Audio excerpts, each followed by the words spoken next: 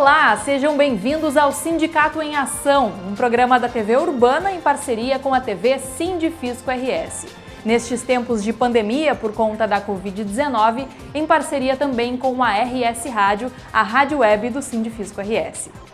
Com o Natal, o tema do nascimento e vida de Jesus se torna mais presente. Mas como chegamos até aqui?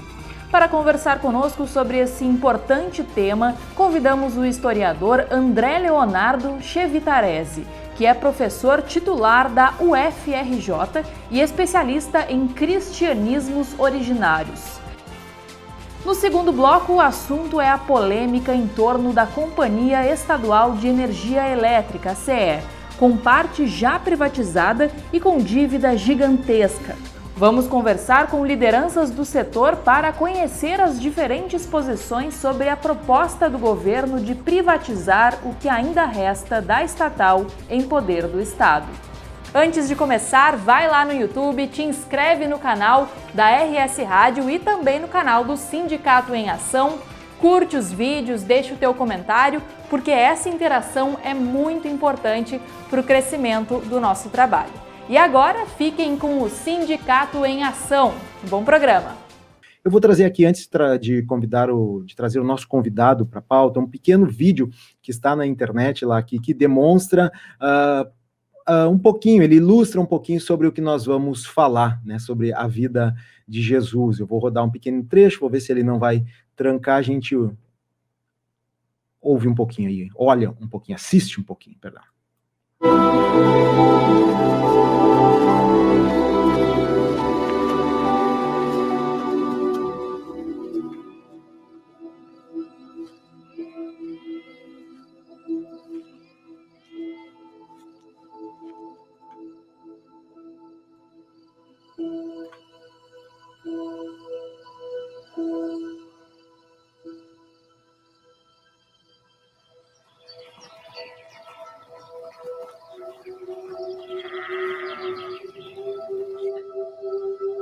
Não temais, porque eis aqui, vos trago novas de grande alegria, que será para todo o povo, pois na cidade de Davi vos nasceu hoje o Salvador, que é Cristo o Senhor. E isto vos será por sinal: achareis o menino envolto em panos e deitado numa manjedoura.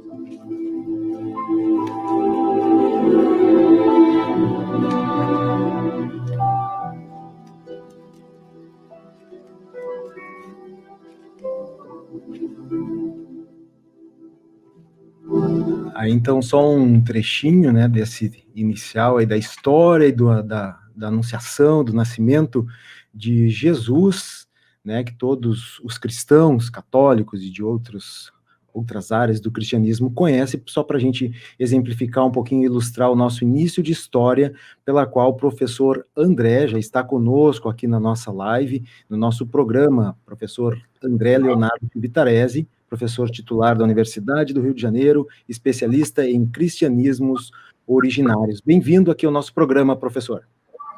Bom, eu que agradeço o convite feito pela Grazi, agradeço a você, Everton, ao LAC, por poder estar aqui, e para mim é motivo de muito orgulho poder estar conversando com vocês e os ouvintes da rádio. Tá certo. Professor, a nossa pauta principal é falar sobre Jesus, né? Nós estamos nos aproximando de mais um Natal imerso nesta pandemia, uma novidade para todos nós, mas aí essa força da construção dessa imagem de Jesus, né, os ícones, tudo que está relacionado a essa cultura. Um pouquinho a gente apresentou nesse vídeo, deixa eu dar os créditos do vídeo inicialmente. O vídeo é A Vida de Jesus Cristo, vídeos da Bíblia, Novo Testamento. Ele foi apresentado pela Igreja de Jesus Cristo dos Santos dos Últimos Dias, tá bom? Eu peguei na internet um vídeo que me pareceu interessante por ilustrar esse trecho inicial aí da anunciação aí do Jesus, né, para os reis magos. Eu queria que o senhor conversasse para nós, nos explicasse, a partir da sua abordagem como historiador, como o senhor vê, né, e concebe a Jesus Cristo, ou Jesus. Esse filmezinho que foi apresentado, ele já demonstra bem as duas possibilidades de se analisar a figura de Jesus. Uma é o Jesus Cristo, que é isso que o vídeo mostrou. Ele reúne de forma harmônica materiais do Evangelho de Lucas, materiais do Evangelho de Mateus, sobrepõe um ao outro e constrói uma narrativa de um nascimento miraculoso. Então, essa é a história de Jesus Cristo, uma história que vem sendo construída desde o século I e nunca deixou de ser construída até os dias atuais. Então, essa é a dimensão teológica.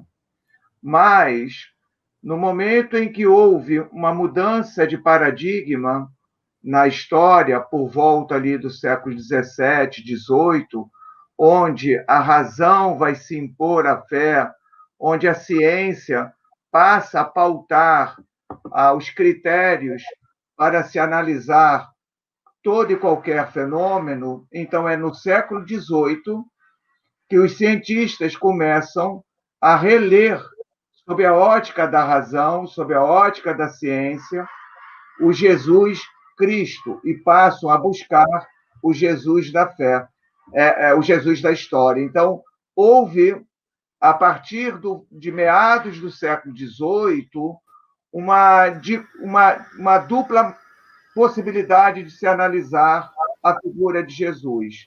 Uma, os teólogos tratam, porque diz respeito à fé, e uma outra forma de se ler essa figura de Jesus seria pelo crivo da ciência, portanto, o elemento físico e não metafísico. Por exemplo, no filmezinho de entrada, nós temos um anjo a anunciar o nascimento de Jesus. Ora, anjo já se insere no plano da metafísica, está fora da história. Então, o historiador nem se mete nisso. Ele fica mais preocupado, não é, com outra questão ou outras questões. Professor, quem foi Jesus, o homem que a ciência e a história conseguiu resgatar? Essa é uma pergunta maravilhosa, Lac, porque já nos aponta para uma outra diferença em relação ao filme de abertura. Enquanto Jesus, Deus, nasce em Belém e já conecta a genealogia de Jesus à história de Davi, portanto, Jesus, o Cristo, passaria a ser aquele esperado, aquele anunciado pelas Escrituras. O Jesus da história, ele nasce em Nazaré, um vilarejo que nunca foi mencionado em qualquer literatura entre o século I ao século IV, que nunca foi citado em livros sagrados judaicos, como a Mishnah e o Talmud. Nunca foi mencionado por um historiador judeu contemporâneo de Mateus e Lucas, Flávio Josefo. Enfim, Jesus nasce em Nazaré, uma aldeia. Jesus cresce com uma cabeça campesina. Jesus olha o mundo enquanto um homem adulto a partir de uma perspectiva camponesa. Não é à toa que suas parábolas dizem respeito a esse mundo rural. Não é à toa que parte da sua pregação diz respeito ao que os sociólogos há muito tempo já detectaram do ponto de vista de culturas camponesas. Sempre sonham com comida, com fartura, muitos pães, muitos peixes, e olha, se tiver, também vinho. Sim. Professor, Jesus, pelos seus estudos e dos seus colegas historiadores, Jesus existiu, o homem? Sim, nós podemos dizer que sim. Por quê? Bom, de imediato, se nós pararmos para pensar no campo de um século I ou de um século XV, século XVI, o período que for, antes do nosso momento atual, não é? Milhões e milhões e milhões de indivíduos existiram, mas jamais deixaram qualquer marca, qualquer referência. A imensa maioria nasceu, viveu e cresceu num único lugar, sem ter pouco conhecido o tamanho do planeta Terra. Não é? Então, quando nós nos deparamos com figuras que nós temos informações a partir de diferentes documentações, por exemplo, no caso de Jesus, nós temos material cristão, nós temos material judaico, nós temos referências de materiais latinos, né? Suetônio, por exemplo, falou de Jesus. Então, só do ponto de vista literário, nós já temos aí vários autores que nunca se viram, que nunca se conheceram, que nunca se leram, falando de Jesus. Quando nós passamos a ler essas informações, nós verificamos, por dados arqueológicos, que o contexto onde esse Jesus está sendo inserido bate com o que a arqueologia nos oferece para a primeira metade do século I. Nesse caso, nós temos quase uma raridade, isso é, nós temos tanta documentação de naturezas diferentes que nós podemos apostar que Jesus, o de Nazaré, existiu, que ele se tornou uma figura pública, mas no longo processo de olhar teologicamente essa figura, ele se tornou o Cristo, o Filho de Deus e até Deus. Professor, tem uma das poucas passagens que fala da vida de Jesus, sem seu nascimento, depois lá com mais de 30 anos, uma que ele tem aproximadamente 12 anos e que em algum momento ele se perdeu dos seus pais numa viagem e depois foi encontrado dentro de uma sinagoga, né, discutindo religião com os judeus lá da época. De onde o Jesus teria desenvolvido essa intelectualidade que ele teve para pregar depois? Isso é muito mais as leituras posteriores que autores cristãos fizeram sobre Jesus. Então, você se refere, basicamente, a Lucas, né? Em que fala da história do nascimento, Mateus, que fala da história do nascimento. Vamos pegar esse caso aqui concreto por causa do dia 25, que é daqui a 2 dias, o nascimento de Jesus. Ora, Jesus, nós podemos, hipoteticamente, situar como tendo nascido no ano 1, só para a gente situar, porque nós não temos essa data do nascimento de Jesus, ok? Vamos também situar, hipoteticamente, que ele tenha morrido no ano 30. Ora, o Evangelho de Mateus está sendo produzido, né, no final dos anos 80, início dos anos 90 do século I. O Evangelho de Lucas está sendo produzido nos anos 90 do século I. Há um gap, há um vazio de informações entre Jesus, o seu nascimento, e as demandas das comunidades de Mateus e de Lucas sobre como seria o nascimento, como Jesus teria nascido. Curiosidades que as comunidades demandavam, né? Afinal, se Jesus é minha referência, se Jesus é o meu norte, eu gostaria de saber como ele nasceu. Então, os dados que são apresentados por Mateus e Lucas não advêm de arquivos que eles consultaram. Eles trabalham com modelos, porque os arquivos não existem. Então, trabalham com modelos. Que modelos são esses? É o que nós chamamos nascimentos de homens divinos. Então, imperadores, reis, pessoas com poderes que ultrapassam, não é, o que nós acreditamos ser, não é, o limite do aceitável, homens divinos, têm nascimentos diferenciados. Então, nós os autores do século I, do século II, do século III, atribuem a imperadores, a reis, a esses indivíduos, nascimentos espetaculares, nascimentos que já trazem uma marca de que aquele cara vai cumprir alguma coisa extremamente relevante. Então, é isso, é um modelo de se apresentar no ambiente mediterrâneo, não é? Pessoas que foram lidas como diferenciadas. Professor, o senhor citou ali que, da época de Jesus até hoje, milhões e milhões e milhões de pessoas nasceram e morreram no mundo sem deixar marca alguma, né?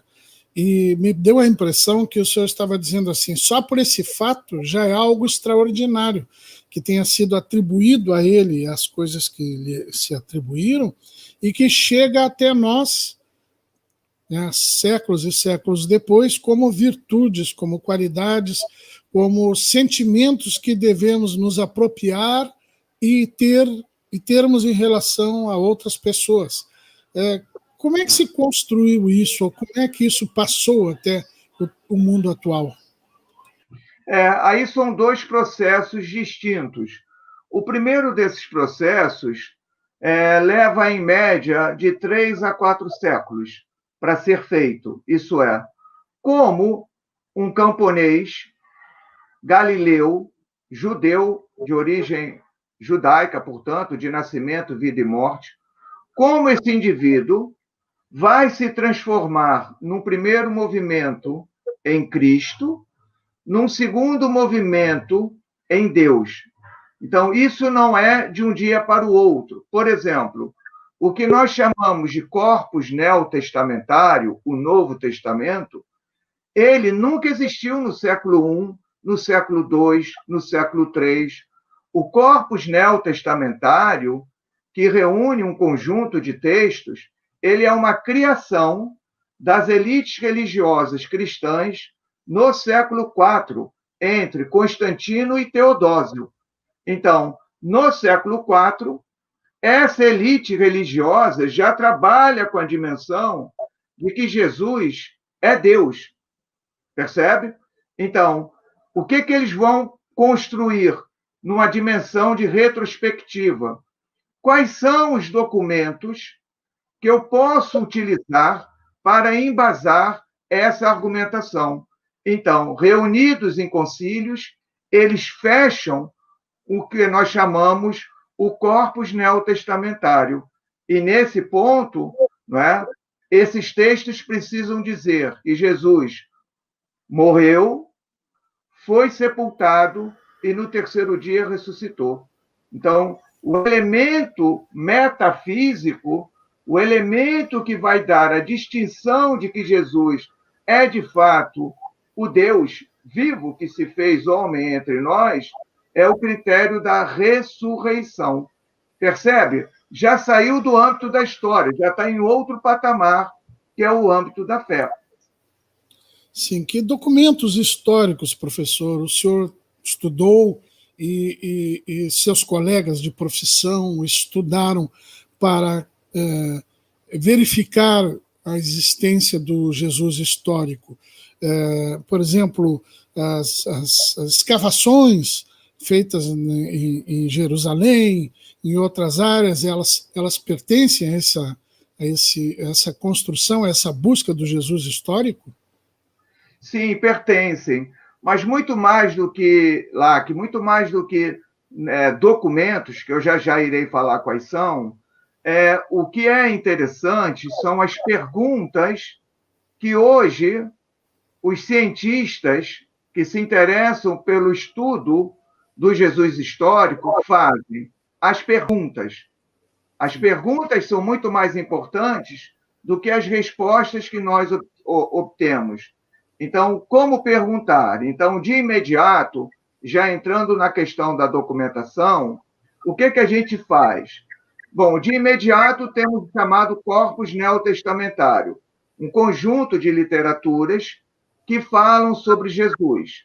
autores, em muitos casos, que nunca se viram, que nunca se leram, que nunca se conheceram, reunidos artificialmente no século IV, não é? Para constituir a base de um olhar ou de uma dimensão teológica de que Jesus é Deus.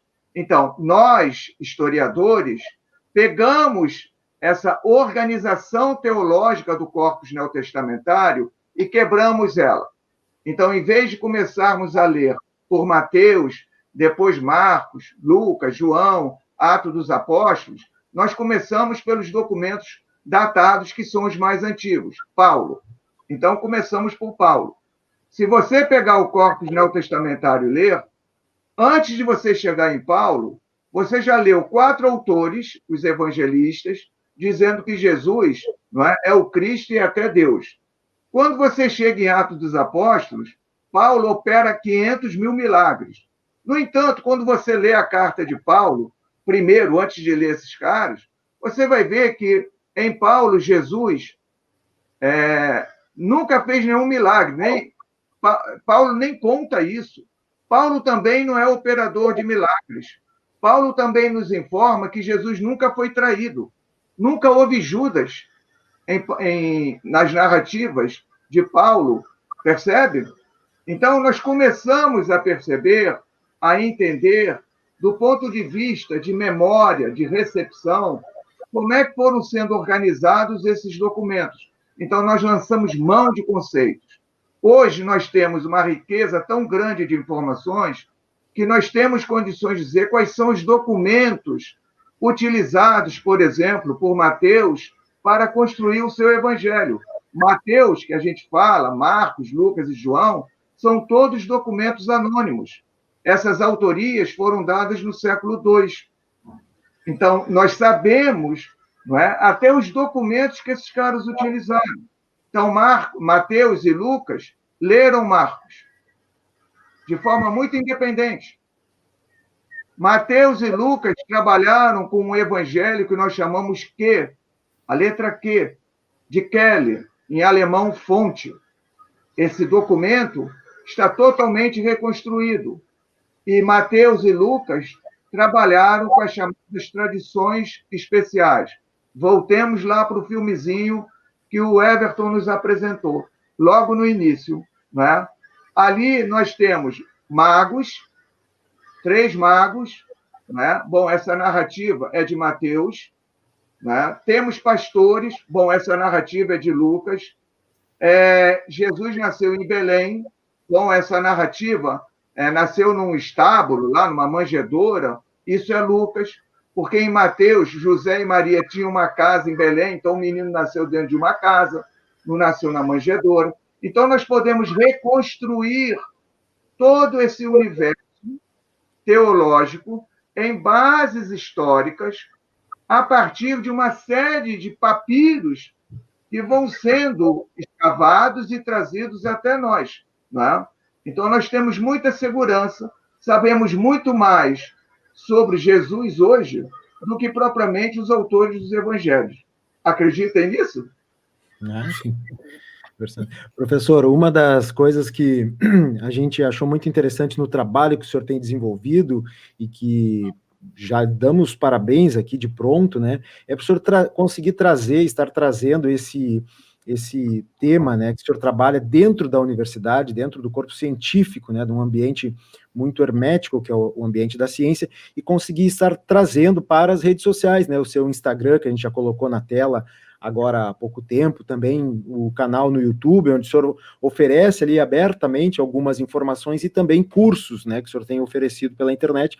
Isso é algo muito valoroso para quem não frequenta, não pode frequentar, enfim, um ambiente universitário. Abrir essas informações tão qualificadas é um motivo para que a gente tenha ali trazido aqui também para o nosso programa e lhe dar os parabéns mais uma vez, lhe agradecer por esse trabalho que o senhor tem feito. Em seguida, nós vamos colocar as suas redes sociais na tela aqui de novo e divulgar para os nossos ouvintes da rádio. Eu queria trazer, já que o senhor falou do vídeo, um outro pequeno vídeo também que está disponível na internet e que ajuda a gente ia conversar um pouquinho mais com o senhor sobre essa narrativa da imagem de Jesus, mas esse é um vídeo novo, é um vídeo diferente que trata Jesus de uma forma menos sisuda, embora tenha gerado também bastante polêmica. É um vídeo feito do Jesus Cristo Superstar, ainda numa apresentação aqui em português, uma apresentação brasileira. Eu acho que não é esse que eu coloquei na tela, deixa eu só remover aqui. Deixa eu ver aqui, peraí. Aqui, vou colocar ele de novo. E para a gente comentar em cima dele. Peraí, Jesus Cristo. Aqui, esse aqui. Vamos lá. Um trechinho, então.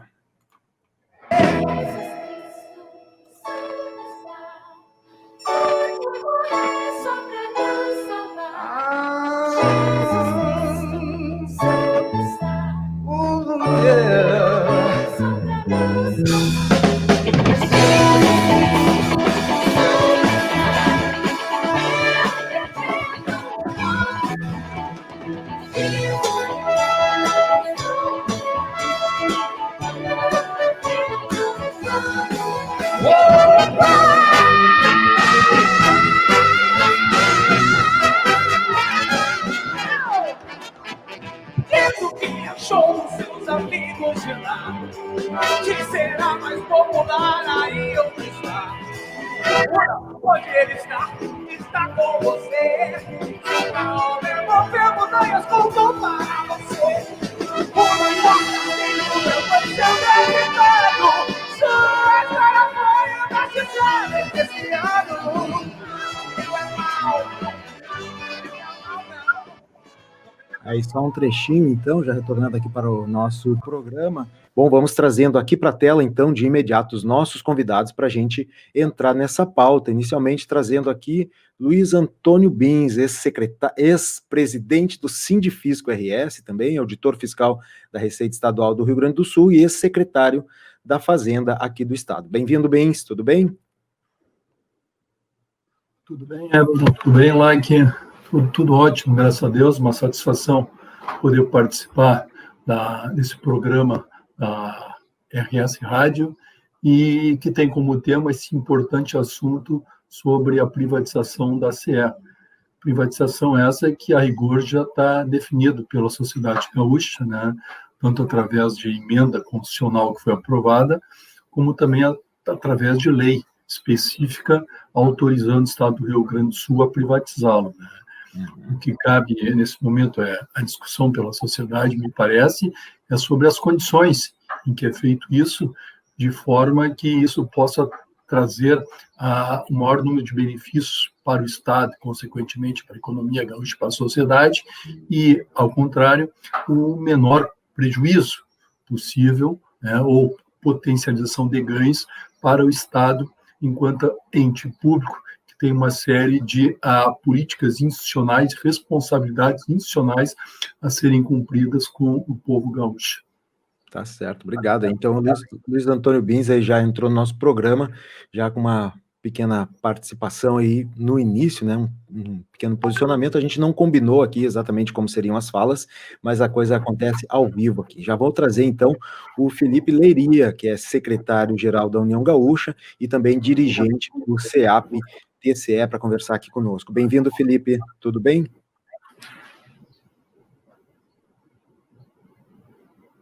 Peraí, agora, mais uma vez, aperta mais uma vez o botãozinho ali, Felipe. Aí, agora sim. Ah, não, foi de... Aí, agora sim. Agora sim. Perfeito. Então, vamos lá. Bom dia a todos, bom dia, Everton, Lac, Bins. Satisfação estar aqui debatendo esse tema tão relevante para a sociedade, cumprimento também aos ouvintes.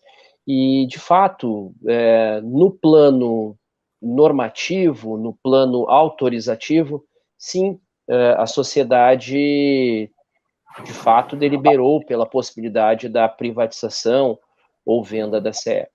Mas o exame que nos cabe fazer aqui é aprofundar a questão, em que medida a materialização desta intenção não subverte a própria norma, ou seja, sobre o argumento de que deve-se privatizar, se faz, na verdade, uma verdadeira entrega sob o argumento de que, para melhorar a questão do desenvolvimento do Estado do Rio Grande do Sul, se faz justamente o contrário. Bom, cabe então, portanto, né, nenhuma autorização legislativa, nenhuma norma está acima da cidadania. Então, este é um tema que cabe essencialmente à cidadania gaúcha. Ela é soberana, né? E ela, diante da discussão que será travada, poderá se insurgir nos meios adequados para que, sim, o propósito que deve preponderar nesta operação, que é o desenvolvimento do Estado, que é enfim, a manutenção de um serviço de energia capaz de promover esse desenvolvimento, aí sim se insurgir garantindo essas condições. E é esse, eu acho, que o debate que nos interessa aqui. Mais uma vez, agradeço o convite e faço votos que façamos um ótimo debate aqui para os ouvintes. Obrigado, Felipe. Vamos trazer já também aqui para compor e concluir assim a composição do programa de hoje, né? O Gerson Carrion, então, de Oliveira, ex-presidente da CE. Bem-vindo, Gerson. Tudo bem? Tudo bem? Bom dia, Ever, bom dia, Léo, bom dia, Bins, bom dia, Felipe, a todos os ouvintes da rádio. Primeiramente, eu gostaria de colocar a importância desse debate, a sociedade se conscientizar da grandeza do patrimônio público energético do Estado do Rio Grande do Sul, que é as empresas do Grupo CE com 77 anos de história. Nós estamos aí tratando nada mais, nada menos de uma das empresas líder no setor elétrico brasileiro. Então, eu, até ouvindo as falas iniciais, eu acho que não está definido pela sociedade. Tá? Até porque o que foi decidido no Parlamento Gaúcho foi por uma maioria momentânea e com pouca representatividade. A representatividade ao nível eleitoral significa somente nem chega a 20% dos deputados que decidiram retirar o plebiscito e aprovar uma lei autorizativa de privatização. Então, tem uma discussão ampla, por isso que é boa a oportunidade do debate. Esse assunto está em discussão no Supremo Tribunal Federal, então não está esgotado, a sociedade não aprovou, pelo contrário, ela foi extraído o direito dela de aprovar de forma plebiscitária, então vai ser um debate muito bom em termos de esclarecimento, porque são questões que estão sendo discutidas no Supremo Tribunal Federal, então não considero decidido pela sociedade, pelo contrário. Uma maioria momentânea do parlamento, inexpressiva até, do ponto de vista de significar somente 20% do colégio eleitorado. E não expressa, então, a maioria dos gaúchos que um colégio eleitoral de 8 milhões e 300, 20%, né, já dá para fazer o cálculo quanto ficou fora, né, de ser consultado os gaúchos, mais de 6 milhões de gaúchos, sobre essa questão tão importante nas suas vidas. Então, eu entendo que vai ser uma manhã proveitosa, do ponto de vista de esclarecimento, dado esse patrimônio histórico do Rio Grande do Sul, né, de colocar a infraestrutura energética do Estado com segurança e qualidade a todos os gaúchos. Então, agradeço essa oportunidade e que tenhamos aqui um bom debate esclarecedor para todos os gaúchos e gaúchas. Sim, antes de chegarmos nas questões técnicas, que o Bins já deu uma pincelada ali de como vai ser feita e do que o Rio Grande do Sul vai abrir mão, eu gostaria de ouvir dos três, assim, que já deram uma tocada no assunto, mas eu gostaria que passassem para análise e opinião, perguntando o seguinte: por que devemos privatizar a CE? Ou, para quem é contra, por que não devemos privatizar a CE? Começaria pelo Bins, depois, na sequência, o Felipe e o Carrion. Primeiro, assim, me parece que é importante, antes da gente discutir a situação que chegou à nossa CE, e de uma forma lamentável, né, cabe a gente dizer, talvez seja importante fazer uma retrospectiva, né, da situação da CE. Nós vemos, assim, como a origem, né, ou como parte da origem desses problemas, dois momentos muito importantes na história da CE, que colaboraram muito para que chegasse nesse momento, né. O primeiro diz respeito lá em 1981, se não me engano, 81, quando os órgãos reguladores, e isso envolve, evidentemente, o governo federal também, né, foi definido que o custo representado pelo pagamento dos ex-autárquicos, quando a CE decorre lá da transformação da CE de uma autarquia numa sociedade de economia mista, de que esses custos dos ex-autárquicos foram suprimidos do cálculo da tarifa a ser repassada pelos consumidores, né? Então, isso já cria um problema, uma dificuldade de se fazer com que as receitas cubram em cada período os custos de aquisição e de fornecimento da energia. E o segundo momento, a segunda situação, me parece que diz com a privatização da CE, a forma como ela foi feita, né? A divisão da CE em 3 companhias, duas bastante saudáveis e que foram privatizadas, e uma terceira que foi mantida pública, mas que manteve a titularidade e a responsabilidade de todo o passivo, isso nos parece que é a origem, ou a principal origem dos problemas que a partir daí nós tivemos com a CE, né? 2 empresas saudáveis e uma pública que ficou com todo o passivo. Então, isto parece que, na nossa forma de ver, é o maior gerador das dificuldades que a CE passou ao longo dos últimos 25 anos, né, que dizem, quase 25 anos, que dizem com essa privatização. Né? E então, hoje cabe se perguntar, para a sociedade, para o Estado, considerado o Estado lato sensu, não governo, mas Estado, tanto a parte pública, a parte privada, a cidadania como um todo, o melhor é nós mantermos a CE como uma entidade pública ou é melhor nós privatizarmos?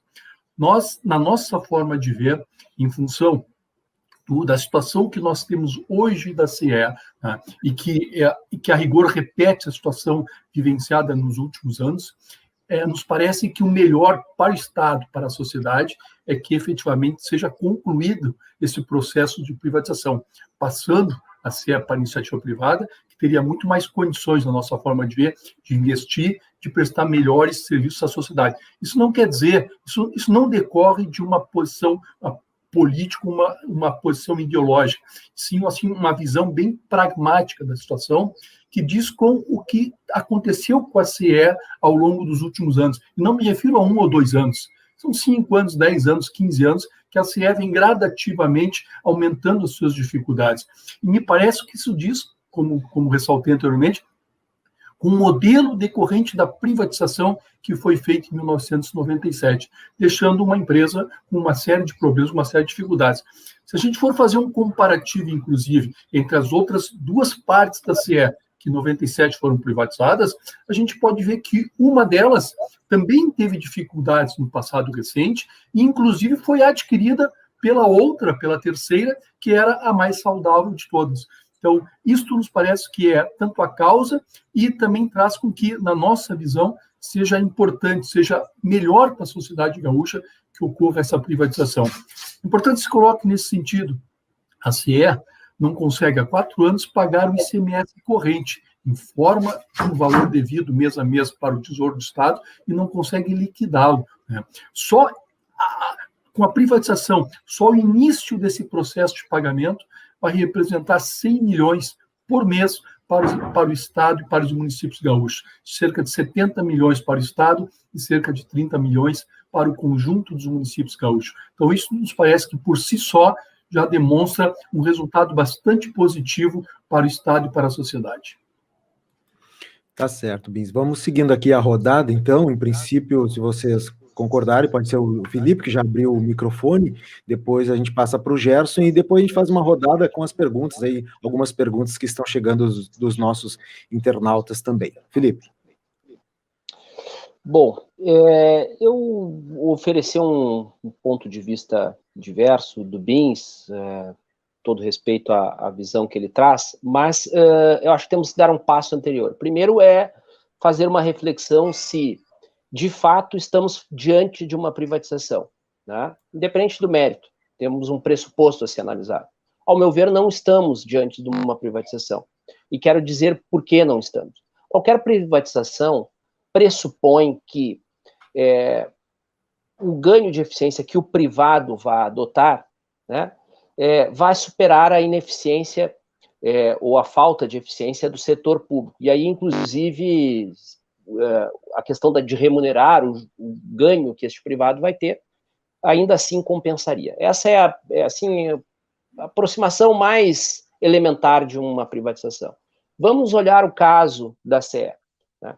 Veja, O governo do Estado, lá em 2019, quando altera a Constituição, né, no artigo 163, parágrafo 2º, ele delibera por permitir o monopólio privado.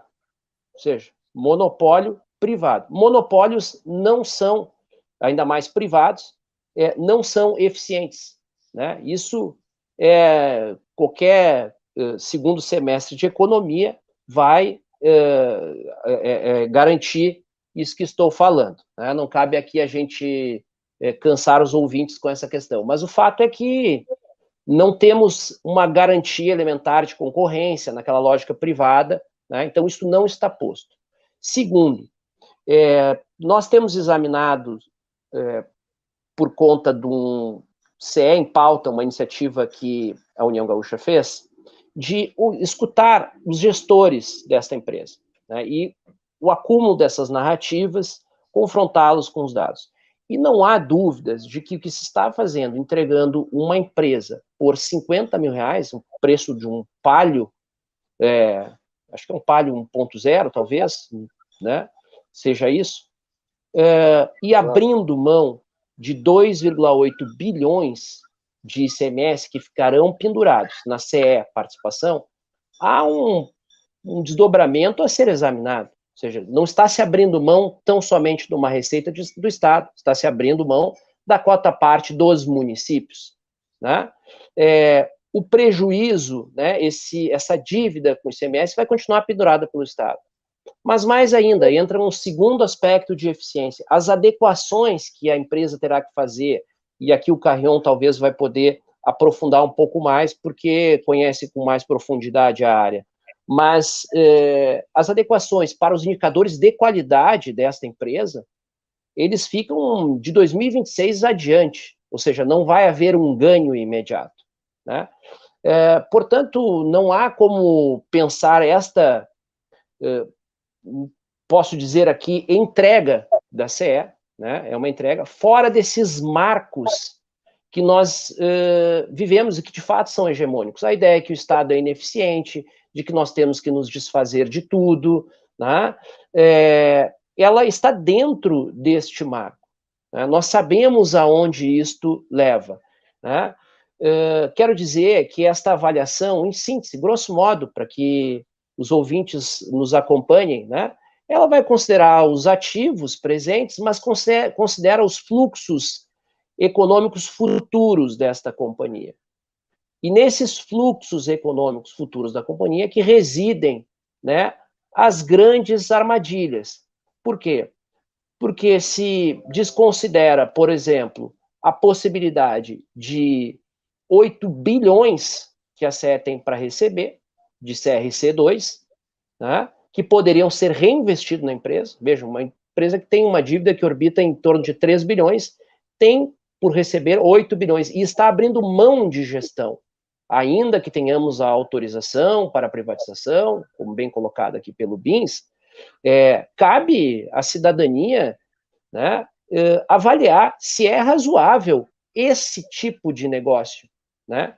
Pois esse tipo de negócio, ele não aponta, não há elementos objetivos para a eficiência da empresa, né?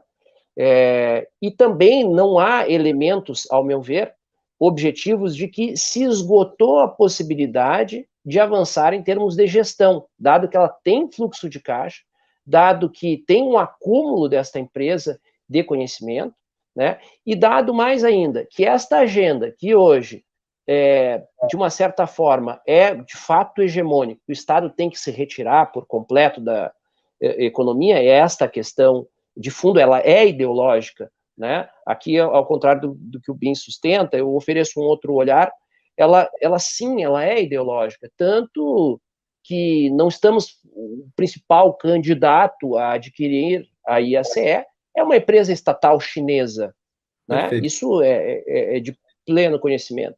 Então, eu ofereço esses aspectos para a gente fazer uma reflexão, me posicionando, então, que não estamos diante de uma privatização, estamos diante de uma entrega e cabe o exame da cidadania para avaliar esses aspectos que trago. Perfeito, Felipe, muito obrigado. Vamos ouvir ainda nessa rodada, então, a opinião do do Gerson Carrion. Gerson, eu vou pedir para te apertar aí no ícone do microfone para abrir. Ok. Não, agora fechou. Tem que apertar uma vez só, tentar não apertar a segunda, vamos ver. Apertar só uma vez ali. Gerson, o teu microfone está fechado ainda. Preciso que tu clique só uma vez ali e cuide na tela. Aí, ó. Agora, perfeito, obrigado. Okay? Então tá. Bom, eu tenho colocado publicamente que, longe de uma privatização, a CE nunca foi e nunca será problema para o Estado do Rio Grande do Sul. Pelo contrário, o Grupo CE é solução. E dentro dessa linha, aproveitando até a fala do Bins, né, ele colocou uma questão de fundo importante, que é o problema estrutural desde a privatização ocorrida, né, no governo Brito, né, que realmente a companhia ficou com 88% dos seus passivos e teve uma perda considerável da sua receita original na ordem de 54%. Eu sempre digo que essa empresa sobreviveu de lá até aqui, né, pela capacidade dos seus trabalhadores, superação. Nós renovamos 4 termos aditivos de prorrogação da concessão, né, exatamente atingindo níveis de qualidade pela dedicação dos trabalhadores. E, pasme, esse período todo, que é uma empresa de Estado, né, o Estado nunca olhou como acionista estratégico majoritário para a companhia em fazer um único aumento de capital. Então, quer dizer, uma empresa que o seu próprio dono a negava em determinados momentos por questão ideológica, sim. A questão da CE e a privatização da CE é 100% ideológica. Ela não é de solução técnica. Até porque a solução técnica estava dentro da própria empresa. Não chegar a esse ponto, e houve sim, aí me desculpe, o Bins, quando se coloca, e a imprensa coloca a CE não é o CNPJ da CE. Nós temos, cada governo indica os gestores, e nos orgulhamos muito que na nossa gestão como presidente, foi a grande maioria uma gestão da casa, de carreira, com 5 diretores da casa. E entregamos essa empresa em plena recuperação. Eu fico, assim, perplexo, quando se diz isso numa série histórica, que a CE consegue nada mais, nada menos que o empréstimo que nem o Estado conseguiu junto ao BID, Banco Interamericano, lá em Washington, e também na Agência Francesa de Desenvolvimento na França. Tá? E consegue ter uma certificação técnica que não existe até hoje no setor elétrico, é um case, do ponto de vista técnico e financeiro. Uma empresa nesse nível, que foi auditada por organismos internacionais, eu fico perplexo que os países mais desenvolvidos desse mundo, né, auditaram a empresa, vê que a empresa é viável, tanto é que fizeram o empréstimo, e aqui no Estado, seu acionista nega essa condição a todo momento por questão ideológica. Ou seja, a CE tem solução. Quem indica os gestores é quem está no momento no governo.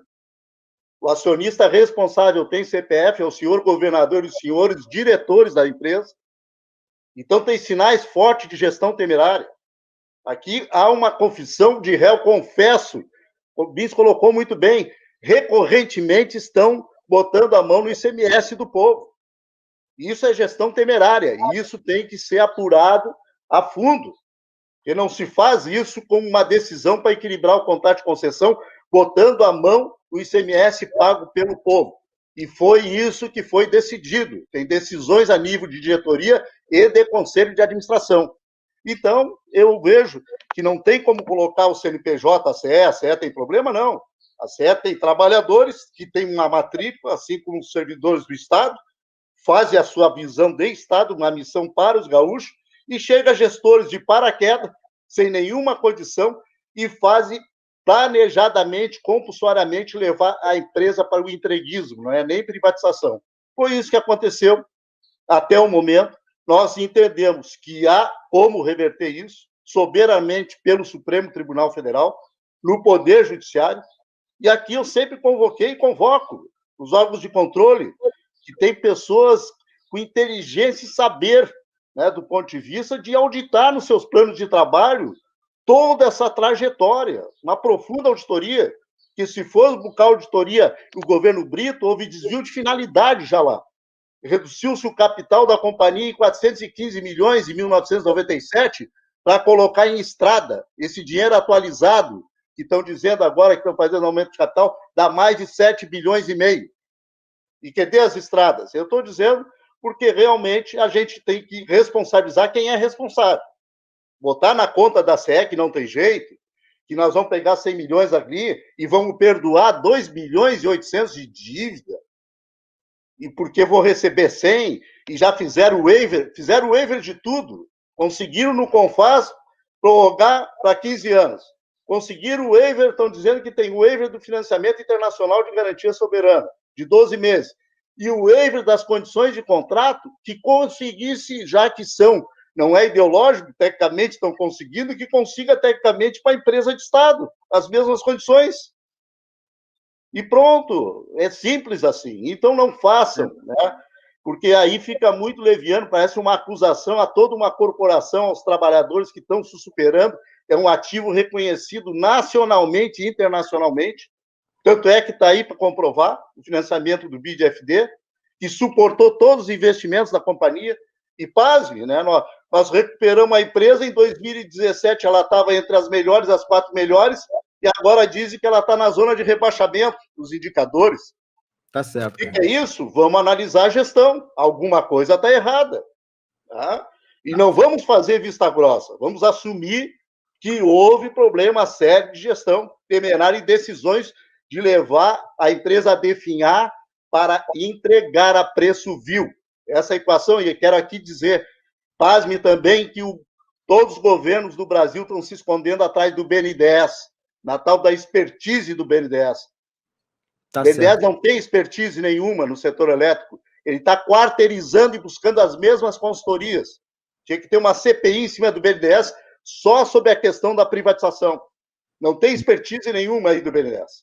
Tá então, certo. fico se escondendo nesse modelo, não, só concluindo, né, que o preço mínimo que colocou o Felipe muito bem, de 50 mil de um carro popular, parece que é modelagem tradicional do BNDES, que é Ctrl-C, Ctrl-V, bis.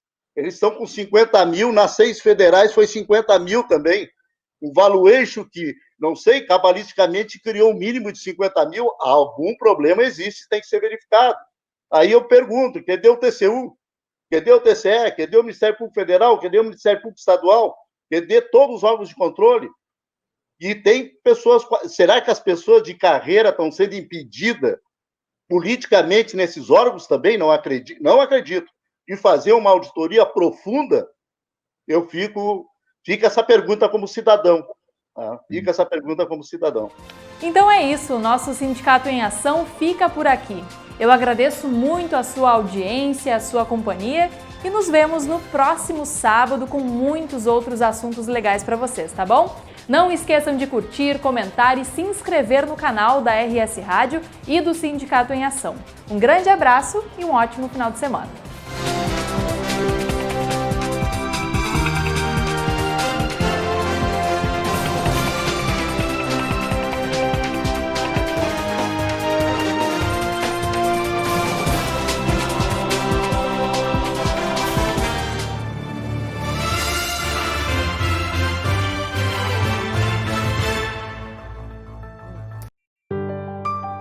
Eu já vi tanta coisa nessa vida. Nasci em 1928. Um ano depois, estourou a terrível crise de 29. Só que eu sou gaúcho e não me abalo por qualquer coisa. Eu sigo em frente. Depois veio a Revolução de 30, a Segunda Guerra, dezenas de planos econômicos e 8 moedas diferentes. Ao longo desses 90 anos, eu segui firme na minha missão. Inovar sempre para apoiar o desenvolvimento da nossa gente. Eu já vi tanta coisa nessa vida. E é por isso que eu digo, não existe desafio no mundo capaz de dobrar o povo do Rio Grande. Banrisul, 90 anos de uma grande história. O serviço público é essencial para trazer segurança, saúde, justiça e melhores condições de vida para brasileiros e brasileiras. O servidor e a servidora pública servem a população. Mas e a reforma administrativa? Serve a quem?